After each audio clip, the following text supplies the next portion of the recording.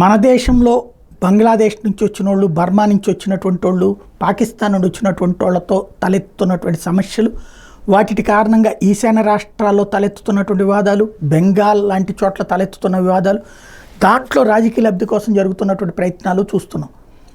ఇది మన దేశంలోనే కాదు, ఇప్పుడు ప్రపంచ దేశాలు ఎస్పెషల్లీ యూరప్ సమాజంలో పెద్ద సమస్య అయింది.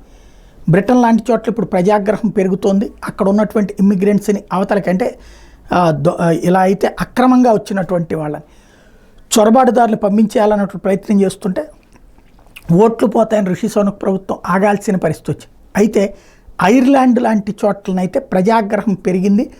శరణార్థుల పేరుతో దేశం మీదన పెత్తనం చేయాలనుకుంటున్నటువంటి వాళ్ళు, దేశంలో ఉన్న వ్యాపార వాణిజ్యాలను లాక్కోవాలనుకుంటున్నటువంటి వాళ్ళని తరిమేయాలన్నటువంటి నినాదంతో ప్రజలు పెద్ద ఎత్తున ఉద్యమిస్తూ ఉండటం అన్నటువంటిది సంచలనం సృష్టిస్తుంది.